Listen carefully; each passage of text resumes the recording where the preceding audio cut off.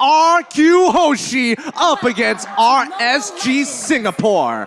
Already so much tension, even in the audience, anticipating this next matchup. It's going to be do or die right now. As you can see here, Bray is going to be starting on the red buff first. A different pathing here, but they might clash both sides, so we'll see here. Again, spell check, item check, well, emblem check. Nothing too Out of the ordinary. out of the ordinary, yeah. Yep. I think in this particular situation, even Diablo understands that he wants to get as many trades as possible. So taking the average in the laning phase against the Lapu Lapu is great. And forcing R7 to flicker, even better. Ooh, wow, that's huge right now. R7 already caught quite low here. Diablo seems to be very dominating that lane on the glue, but here we go. We saw that Bray on the lane. He decided with the assassin emblem, so expect a lot of showdowns happening as he's going to go in very aggressive in that playstyle. Yep, and here we go. I mean, when we looked at the keys to victories last time, RRQ needed to look for those hard initiators, and I mean, that's what we see with Vin on this Kufra. Let's see if they can control the tempo as much as they want, because RSG, even though they don't necessarily need to fight, they can go for split pushes if they want to. They have a very mobile comp with Bray and Lolzy already on two of the most mobile heroes in the game. Yeah, they need to somehow extract the split push potential from this lane, indeed. But I do want to note this, RSG, they can step up the gas. Remember, they have Cho, they have Ling. I expect more aggressive aggression from the side of RSG. Realize that RRQ, I mean, Yves needs to wait level 4, Kufra needs to level 4, but all I hear is silence from the right side. I mean, to be fair, RSG, they still do need to wait for level 4 as well, right? Because Lolzy is not going to be able to have that pick-off potential yet, but on the bottom side. Clay gets petrified, forced to flicker away. Bravest fighter pops. R7 is a monster. Diablo, though, mounting on R7. Not enough damage. He realizes that, and he backs away as RRQ has the space to control and secure the first neutral objective by Secret Lab. It was really interesting because RSG understood that they were looking for a potential pick here down on the bottom side. Yes, it did fail, and that's due to just Clay being an absolute beast with his flicker. Times it perfectly to get out of the right time, and R7 also being able to peel for him. But RSG never had any intention of actually touching the turtle, which begs the question, right? Where is RSG actually playing for? And I think they're going to be playing for Baby Cakes, hoping that he evolves to Daddy Cakes sometime soon. Daddy Cakes. Daddy Cakes. I'm still not over that. Baby Cakes to Daddy Cakes, but here you go. Vin already charging for Lolzy, still going to be able to get out for now, but you can see that both teams are trying to vie for that mid lane pressure, and honestly, Valentina is very good at clearing those waves, but the rotations seem to be lacking as compared to RRQ, who are already in this top side. They want to punish, but notice that RSG on the bottom side making the same moves. Oh, Lolzy gets caught here. Tyrant's Rage and Revenge connecting, but not enough damage. Lolzy taking that, even he holds the flicker, but bot side, 2v1 now. Wheel Inflation pops Bravest Fighter. R7 flickers away, and no casualties for the first 3 minutes. This is how RSG strives, right? They are reading the map really well. RRQ is trying to make some moves on their side, but the defense coming out from the Singaporeans, impeccable. Oh, Lolzy trying to find the right Jekundo. Oh, flickers to the wrong side. Bray, times of blade. Real Inflation in the backside, too far off. And now we can see here 1 man, and that is Diablo. Gets taken down in the hands of Karrie. I agree with you. Like, everything that's been happening right now up until this point, it's so low kill. Everyone is just trying to play that macro game, and it seems like both of them are trying to read out one another. It seems apparent that in this 4th minute, RRQ leading with 1 kill, but for the most part, it doesn't really matter, as now RSG, they're already looking and vying to get to that next neutral objective, which is this turtle, and this is when the clash comes to fruition. And you can tell that RSG actually want to contest for this. They're posturing themselves ready to collapse on RRQ, looking for their rotations and cutting them halfway through. 5 men already in that vicinity. Lolzy opening. Oh, flicker! Jekundo connecting onto his Clay. And we can see here the damage. Trying to find in. Baby Cakes flickers as a defense as well. Real Revelation Vin, the one to fall first. But in the backside, it is actually going to be Lolzy. Finds also gets taken down as Bray is in a bad situation. A 2 main damage dealer as Skyler finds the triple. That's not good. That's not good. You don't want to be putting gold onto Skyler, who is on the hero like Karrie, who can snowball into that later stage of the game. For the moment, RRQ Hoshi, they had the better trade. 3 members taken down, they got the objective as well, and now they're gonna go for a turret in this top side, and we gotta check out exactly what happened, because here is the instant replay by TikTok. Yeah, and keep your eyes on Albert right now. Yes, it was a very good move right at the very beginning, but then Albert caught and immediately taunted the lane, causing the double kill to occur. They are still peeling heavily for Skyler, and they are revolving around his playstyle. For now, Clay, he's just trying to scale up, he's trying to get as much gold as possible. He's not expected to get kills, but the utility of his ult that he brings to the table is just far more valuable. So let's quickly look at the items. And yeah, we don't see a defensive build coming out from Clay. Immediately, Ice Queen's Wand. Right now, we can see the disparity of gold in the gold laners as well. 4,900 with an example of 3,900. So right now, Karrie is how many items above the Beatrix? To be fair, Beatrix is trying to build a more expensive item. And yes, Corrosive Scythe is a little bit cheaper. Not to mention that he already has the Swift Boots. There we go. Bladed Despair. I would have wished that Baby Cakes was able to finish one item rather than try to greed out to get the second one's components ready, up and ready. But hey, that's just me. Lolzy, questionable target there. Still able to back off. RRQ, good setup though. As take a look at Skyler. You have 6 minutes in.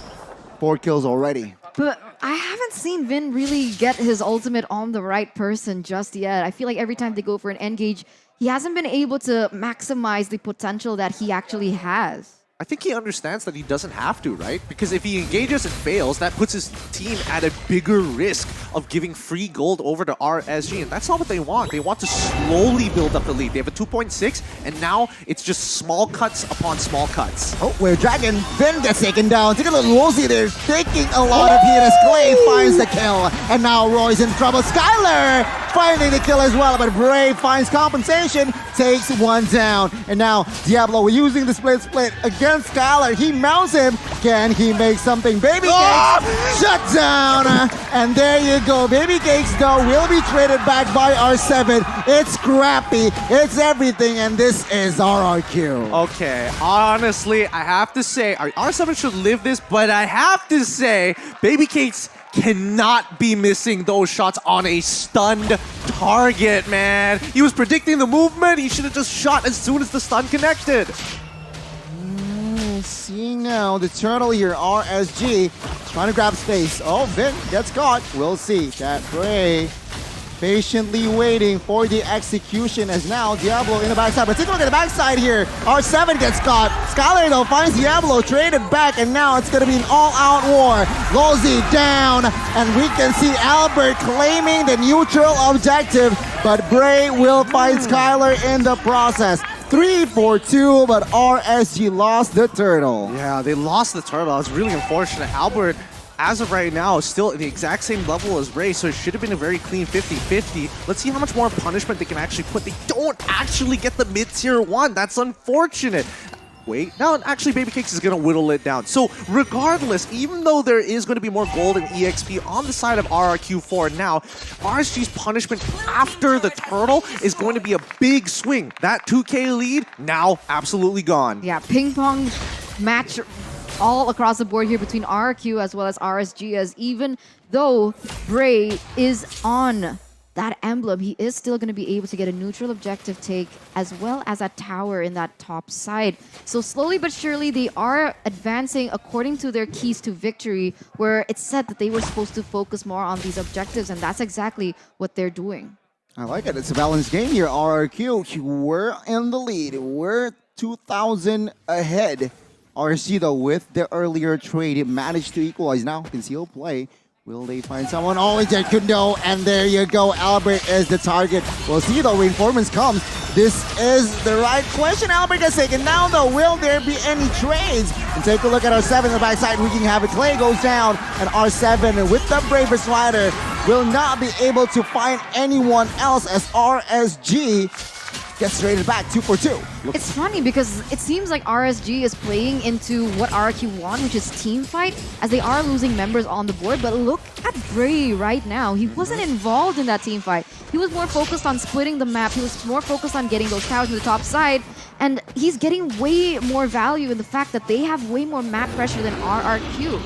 Yeah, and that's the thing. RSG is just, I mean, just the region of Singapore is really efficient at maximizing gold and opportunities. They do not miss a beat. But RRQ, it doesn't mean they're completely out of this. Look at the lead that R7 has over Diablo. A 2-level lead. He is the difference maker in jumping into that back line and threatening baby cakes. Now we'll see though, Vin catching one. Lozi gets taken down. Wheel Room Population, 2 of them pops out. I'll take a look. That huge baby cakes down. Lord, who gets it is Albert. RRQ may step on towards the gas, but they stay disciplined. And RSG falls with 2 down, and as well as they didn't manage to get the Lord. RRQ played that team fight so well. Did you see R7 there going straight into the back line, taking down baby cakes, and he's not having a great time. Look at his KDA, 3-4-1 right now, Gideon. Look, this is the break even for RRQ, and now we see the accumulated lead from R7 making all the difference here. They want, again, the keys to victory. You want him in a carry? Just give him a carry type hero, and eventually he's gonna do it. A 3-level lead against Diablo so far, and Baby Cakes doesn't have enough gold to purchase a Winds of Nature to keep himself alive. Okay, and we're gonna see here right now, the Lord is going to be marching in that top side. For now, when you have a Ling, you're already looking to kind of open up the map a little bit more, trying to slow down these waves, and that's Bray, all by himself taking care of one lane. He needs the rest of his team to focus up, hunker down, and clear this wave as quickly as possible. I mean, this is the first Lord, so it's still manageable, and RRQ will definitely capitalize though. Tier 2s in the mid side and as well as top has been taken down, but Bray, again, extracting the Ling prowess, splitting push, split pushing, and yeah, finding the tier 2 of outside. He's also taking away all RQ's jungle, so he's farming up the storm at the moment, and look at the damage onto Clay! Oh my god, Bray trying to play the sneaky Link, and there you go. He does not succeed as RRQ. They were ready for that. Yeah, they were already waiting by the river brush, and that was really nicely done. And Clay, he didn't have his flicker at the time. He could have absolutely died there, and if and only if we saw Bray react with his Blade Tempest, I think he might have secured the kill and gotten out of there, but it's really tough to say because right now RSG, even for Lulzy, is having a tough time to open up the map for the rest of his team. Looking at the players' gold, we see that Bray is second to Skyler at the moment, and Baby Capes kind of falling a little too far behind. Is there any other winning condition that RSG can rely on other than Baby Cakes up until this point? It's a bit tough. I would say that Roy is in a really good position. I mean, he's dishing out a lot of damage. The main issue is that he has to get in pretty close to the fight to steal an ultimate. I mean, and still, if they're planning for a fight, he has to steal the ultimate way before the fight even begins, rather in the middle of it. Okay, conceal. Oh my god, Jakundo connects, but no fallout damage. Oh, then catches 3, and Albert takes 1, and we can see now the collapse that RRQ. It was actually Lozi who set it up, but he gets punished right before the Lord. Man, and all the while, Bray's just chilling in this bottom side. RRQ, are they aware of this, or are they going to go straight for the Lord? This could still be a little tough here. Bray is level 15 to Albert's level 15. They are moving around trying to open up the map to make sure they know exactly where Ling could possibly be. He didn't show up bottom side, so here we go. A possible steal? No. Is RSG going to attempt it? Bray! Nah, too late. Way too late. Bray unable to do anything, and he doesn't even have his purple buff, so it's just not worth it. Yeah, a little bit too late to the party, and even Diablo stole the purple buff by accident. It was the little slime he left on the ground that exploded. That's just so unfortunate at a time like now where, especially when Bray needed it the most, that purple buff, hopefully that didn't cost him the game. I mean, it makes all the difference, right? Especially for a Ling. But right now, RRQ with a 4,000 gold lead, and they have a Lord on the way. It's looking quite scary because RRQ Hoshi, they have the better high ground in my opinion. Only advantage perhaps that RRQ, they are on cooldown. Spell-wise here, no flickers, so nothing too crazy, nothing too aggressive. Perhaps RSG, they might have the information. Maybe there's a good chance, but here we go. Inhibitors should start to fall. Let's see how RSG responds to this on all sides, getting shoved in. Wow, base turret mid side and top side has been taken down. RRQ, they are taking this slowly here. They want the bot side base turret first as RSG is still on the defense here. They are looking, they are waiting for the right moment perhaps. Looking for the right opening. Bin charges, does not connect here. As you can see here, still, both teams just dancing around for offense and defense. Still playing very disciplined though by RRQ standards, right? Usually they would want to go in for that invade straight on to the base, but no, they have actually opted to be more careful in that decision making. They tried to go in for that bottom side, but RSGSG, they defended that pretty well.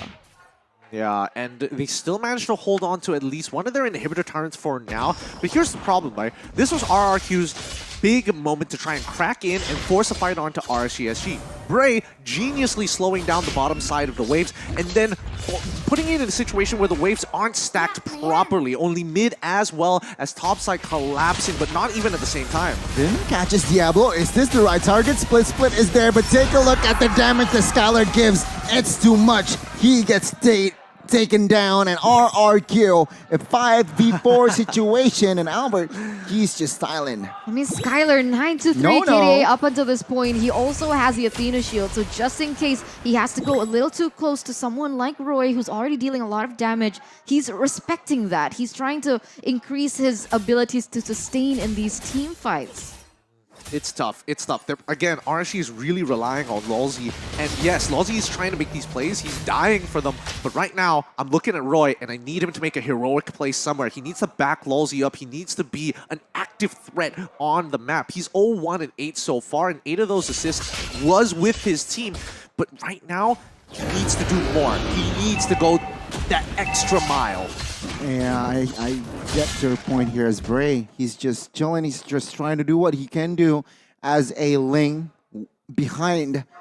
And yeah, I can see here the Lord is already contested. Yeah. It doesn't feel like Bray is chilling. He's doing so much for his team with splitting those waves. But once again, the contest for the Lord. They have to fight.